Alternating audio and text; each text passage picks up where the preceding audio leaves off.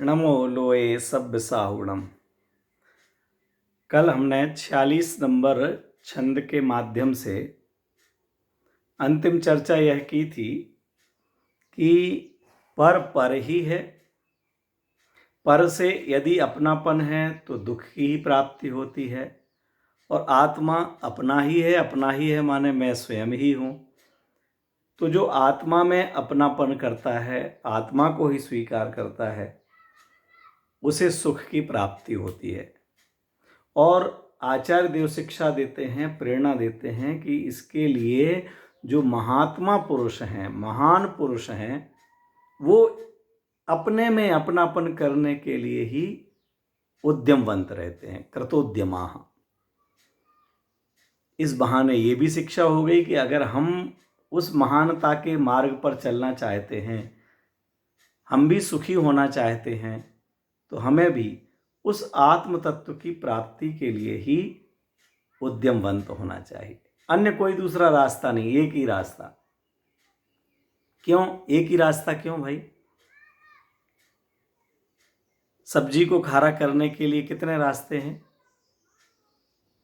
एक ही रास्ता है, नमक डालिए। उसके अलावा हम जो कुछ भी करेंगे वो सही नहीं होने वाला। हम इधर उधर से कुछ भी प्रयास करें, वो प्रयास करने की आवश्यकता नहीं है। अब यहाँ आगे 47 नंबर छंद में आचार्य देव कहते हैं कि परद्रव्य में यदि अनुराग करते हैं तो क्या दोष आता है। परद्रव्य में यदि हम अनुराग करें तो उससे क्या दोष आता है, वह यहाँ पर 46 नंबर का छंद है, उसमें कहते हैं अविद्वान पुद्गल द्रव्यम योभिनंदति तस्य तत् न जातु जंतोः सामीप्यम चतुर्गतिषु मुंचति। क्या कह रहे हैं? 46 नंबर का कुल 50 छंद हैं, माने अब हम समापन की बहुत नज़दीक पहुंच गए हैं। पुनः पढ़ता हूँ। अविद्वान शब्द सुनना, अविद्वान पुद्गल द्रव्यम योभिनंदति तस्य तत् न जातु जंतोः सामीप्यम चतुर्गतिषु मुंचति। पुद्गल द्रव्यम, पुद्गल द्रव्य का जो अभिनंदन करता है, कौन? वो लिख रहा है यो अविद्वान, यह अविद्वान पुद्गल द्रव्यम अभिनंदति, पुद्गल द्रव्य का अभिनंदन करता है। इसे हम अगर वाक्य बदलना चाहें तो ये भी हो सकता है कि जो पुद्गल द्रव्य का अभिनंदन करता है वह अविद्वान है। अविद्वान को आप क्या कहेंगे? मूर्ख। आचार्य देव मूर्ख कह रहे हैं, अज्ञानी कह रहे हैं कि जो अविद्वान है वह पुद्गल द्रव्य का अभिनंदन करता है, स्वीकार करता है, उसका स्वागत करता है, तन धन को अपना मान करके उसके पीछे लग जाता है, दिन रात इसी की सेवा, इसी से संतुष्टि, मल मल कर खूब नहा करके तन के मल का विक्षेप किया। लेकिन सच में तन के मल का नहीं, हम तो इसे अपना मान के अपना ही मल धोते हैं, है वो तन का मल, लेकिन हम समझते ये हैं कि मैं अपना मल धो दिया और इसको चमका दिया तो अब मैं कितना अच्छा लग रहा हूँ। दर्पण के सामने पहुंचा, फटाफट कहीं भी पहुंचे, सेल्फी लेने का मन हो रहा, क्यों? इतना अच्छा जम रहा हूँ, स्मार्ट लग रहा हूँ, वाह क्या बढ़िया हूँ। ये किसको किया है हमने? ये अपना हमने मल का को दूर किया है या केवल दूसरों की सफाई की है, दूसरों को चमकाया है? हमने चमका रहे हैं दूसरों का घर और मान रहे हैं मैंने अपने घर में झाड़ू पोंछा लगा लिया। अपना घर तो भैया गंदा ही पड़ा है। अपने घर की गंदगी मोह राग द्वेष है, विषय कषाय के भाव हैं, मिथ्यात्व भाव है, अज्ञान भाव है। ये मेरे घर की, अपने घर की गंदगी है। क्रोध मान माया लोभ हास्य रति अरति शोक भय आदि के जो परिणाम होते हैं, ये आत्मा की गंदगी है, ये आत्मा की अशुद्धता है, आत्मा की अर्थात अपनी अशुद्धता है। जब तक इसकी सफाई नहीं होगी तब तक हमारा घर कभी साफ होगा ही नहीं, सुगंध आएगी नहीं, दुर्गंध ही आती रहेगी। शरीर की सफाई करके हम समझ रहे हैं कि हमारा हो रहा है। ये तो कह रहे हैं अविद्वान है जो इसका अभिनंदन करता है। विद्वान वो है जिन्होंने अस्नान व्रत ले लिया है, केश लुंचन व्रत ले लिया है, खड़े खड़े आहार लेने का व्रत ले लिया है। धन्य है नमोस्तु। वो आत्मा का अभिनंदन करते हैं। उन्होंने इस शरीर का तिरस्कार कर दिया, इस पर से अपनी दृष्टि हटा ली। और जो इसका सत्कार करता है, जो इसको स्वीकार करता है, हम इसी को स्वीकार करके सारे रिश्ते निभा रहे हैं।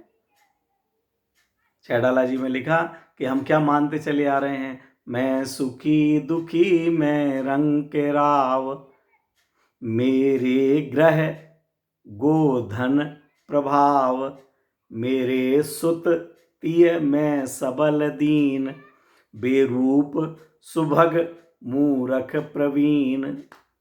क्या क्या मान करके बैठे हैं, मैं कितना सुंदर हूँ। और अगर कहीं दाग निकल आया, कहीं सूजन आ गई, कहीं मुहासे निकल आए, कहीं कुछ हो गया, और ये मैं तो बेकार। इस शरीर की विकृति को देख करके इतने जीव दुखी हो जाते हैं कि आत्महत्या तक कर लेते हैं। मैंने ऐसे लोगों को भी सुना है कि जिनके चेहरे पर विकृति आ गई, रंग बिगड़ गया, तो उन्होंने अपने ऊपर से कूद करके आत्महत्या कर ली। क्यों? ये चेहरा मैं किसको दिखाऊं?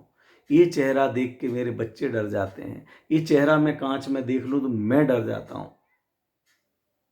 अरे लेकिन ये चेहरा मेरा नहीं है। अपने चेहरे को देखो, अपने चेहरे को ज्ञान रूपी दर्पण में देखो, वहाँ तो ज्ञान ही ज्ञान भरा है। मैं तो अमूर्तिक प्रदेशों का पुंज हूँ। ये गोरा से काला हुआ, मोटे से पतला हुआ, पतले से मोटा हुआ, सड़ा गला जो चेहरा दिख रहा है, ये चेहरा मेरा नहीं है। ये शरीर है, ये तो सुंदर भी हो तो भी छूटने वाला है, और असुंदर है तो भी छूटने वाला। कैसा भी हो वो अपना है ही नहीं। इस चेहरे की को सुधरवाने के लिए लोग हजारों लाखों रुपए लगा करके, क्या कहलाता है वो, प्लास्टिक सर्जरी कराते हैं। नाक चपटी लग रही है तो लंबी कराते हैं, लंबी है तो चौड़ी कराते हैं, आंखें छोटी लग रही हैं तो बड़ी कराते हैं, कहीं कुछ कराते हैं, कान लंबे कराते हैं, इसको चमकाते। किसको करा रहे हैं? किस में जीवन चला गया? हमें गुस्सा आता हो तो गुस्सा आना कैसे बंद हो, इस पर विचार नहीं है। हमें दूसरे व्यक्ति भले बुरे लगते हैं तो ये भला बुरा लगना बंद हो जाए, इसका विचार नहीं है। हम दूसरों की दिन भर निंदा करते रहते हैं तो ये निंदा करने का भाव कैसे समाप्त हो, इस पर विचार नहीं है। हमें दूसरों के अवगुण ही दिखाई देते हैं, ये अवगुण दिखना बंद हो जाए, इसके लिए हमारा कोई प्रयास नहीं है। हम फुर्सत बैठ करके दोस्तों को अपने तरफ से चाय पानी पिला करके किसी तीसरे की निंदा करते रहते हैं। उन्होंने ये किया, उन्होंने वो किया, वो तो नाम वाले हैं, वो तो मान वाले हैं, वो तो पैसे वाले हैं, वो अपने आप को ये समझते हैं, अपने आप को बड़ा समझते हैं, उनको अपने बेटे का गर्व है, उनको अपनी बेटी का गर्व है। ये दूसरों की निंदा कर करके हम अपना कितना बुरा कर रहे हैं, इसके ऊपर हमारा विचार नहीं जाता है। हमने ये समय कहाँ खो दिया? अगर यही समय मैंने स्वाध्याय में लगाया होता, यही समय मैंने आत्मचिंतन में लगाया होता, यही समय मैंने पंच परमेष्टि के गुण चिंतन में लगाया होता, तो मेरा जीवन खिल जाता, महक आ जाती हमारे जीवन में। लेकिन हम राजनीति की चर्चाएं, विकथाएं, स्त्री की चर्चा, पुरुष की चर्चा, फिल्मों की चर्चा, व्हाट्सएप पर आए हुए संदेशों की चर्चा, इनमें कितना अपना समय लगा करके बर्बाद करते हैं, इसका हमारे लिए विचार भी नहीं आता। अगर हम अपने दिन भर की दिनचर्या निकाल करके देखें और उसमें देखें कि कितना समय हमारा मोबाइल पर गया, कितना व्हाट्सएप पर गया, कितना बिजनेस में गया, कितना दूसरों की निंदा में गया, और जो दूसरों की निंदा प्रशंसा में गया, व्हाट्सएप में गया, उसमें हमने कितना धर्म कमाया, तो छोड़ो धन कितना कमाया, यही विचार कर लो। धन कमाया है कि धन कमाया है? ये हम ऑनलाइन इतनी कक्षाएं चलने लगी, ये चलने लगी, इस नाम पर भी हम वो कक्षाएं कितनी सुनते हैं, और इधर उधर के मैसेज कितने कट पेस्ट करके फॉरवर्ड करते रहते हैं, मैसेज चुटकुले पढ़ते रहते हैं, सुनते रहते हैं, किस किस में समय लगाते हैं। ये हम उद्गल द्रव्य का अभिनंदन कर रहे हैं। हम दूसरों का मकान देख करके प्रशंसा करते हैं, दूसरों का मोबाइल देख करके प्रसन्न हो जाते हैं, दूसरों के मोबाइल से उसकी कीमत समझते हैं, दूसरों के जूते चप्पल देख करके हम उसकी कीमत समझते हैं, उसके गुण नहीं देखना चाहते हैं। हम पुद्गल द्रव्य का अभिनंदन करते हैं। हम अपने जूते चप्पल चमका करके मानो जैसे हम चमक गए, भी पहन करके निकलेंगे बट बना करके, वाह इससे मेरा ज्ञान श्रद्धांश सुधर जाएगा। कितना हमारा गिरा हुआ इस तरह सोच का। हमें सोच बदलनी है। हम अपने विचारों से, अपने भावों से अपने भाव लगाएं, अपनी माने कीमत करें। नहीं तो आचार्य देव लिख रहे हैं, जो पुद्गल द्रव्य का अभिनंदन करता है उसके पुद्गल द्रव्य का संबंध चारों गतियों में नहीं छूटता। शरीर का स्वागत करोगे, शरीर मिलते रहेंगे, कर्मों को का स्वागत करोगे, कर्म मिलते रहेंगे, और अगर धर्म का स्वागत करोगे तो धर्म मिलता रहेगा। बोलो इस जीवन में आप किसका स्वागत कर रहे हैं? कर्म का स्वागत कर रहे हैं कि धर्म का स्वागत कर रहे हैं? हमें धर्म अच्छा लगता है कि कर्म अच्छा लगता है? थोड़ा सा पुण्य का उदय आ जाए तो बोलो आज के आनंद की जय, थोड़ा सा राग अच्छा हो जाए तो बोलो आज के आनंद की जय, बोलो आज मजा आ गया। किसका स्वागत है ये? राग का स्वागत करते हुए वीतरागता की प्राप्ति नहीं हो सकती है। जिस जीव को हे उपादेय का विचार नहीं है वह मोक्ष मार्ग में नहीं जा सकता है। करने योग्य क्या है? विचार तो करो। हम जैन ही नहीं बन पा रहे। किसी भजनकार ने जैन का लक्षण लिखा। जैन किसे कहते? जिन स्व पर हित अहित चीना, ये चार बातें कहीं। जिन स्वपर हिताहित चीना ते ही सांचे जैनी। सच्चे जैनी कौन? कि जिन्होंने स्व पर हित अहित की पहचान कर ली, वे सच्चे जैनी हैं। स्व मैं जीव तत्व हूं, ज्ञान दर्शन स्वभावी, ज्ञायक आत्मा, अनादि अनंत चैतन्य चक्रवर्ती मैं हूं, मैं अखंड चक्रवर्ती हूं। ये स्व है।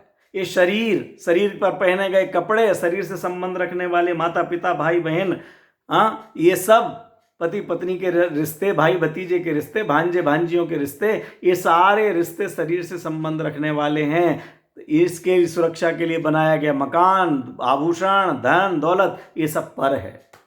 स्व पर, ये अजीव तत्व में चले गए सब। अन्य जीव भी अजीव तत्व हैं, वो भी सब पर हैं।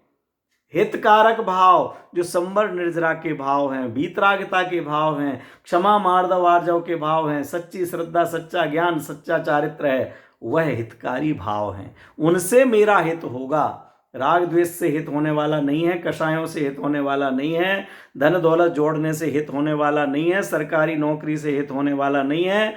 अपने बेटा बेटी कुछ भी बन जाएं, डॉक्टर बन जाएं, मिनिस्टर बन जाएं, कलेक्टर बन जाएं, उनसे मेरे आत्मा का हित कुछ नहीं होने वाला। और जो मोह राग द्वेष के परिणाम हैं, जिन्हें आश्रव बंध कहते हैं, ये आश्रव बंध के भाव अहितकारी हैं। तो जिन स्व जीव तत्व को, पर अजीव तत्व को, हितकारी संवर निर्जरा मोक्ष तत्व को, अहितकारी आश्रव बंध तत्व को पहचान लिया, वे सच्चे जैनी हैं। जिन्हें इन सात तत्वों का पता नहीं है, स्व का पता नहीं है, उसे पर का भी पता नहीं है। जो स्व को नहीं जानता वो पर को नहीं जानता, जो स्वपर को नहीं जानता उसका कभी हित हो सकता नहीं है। हम सच्चे जैनी बने, अच्छे जैनी बने, इसका हमारा प्रयास होना चाहिए।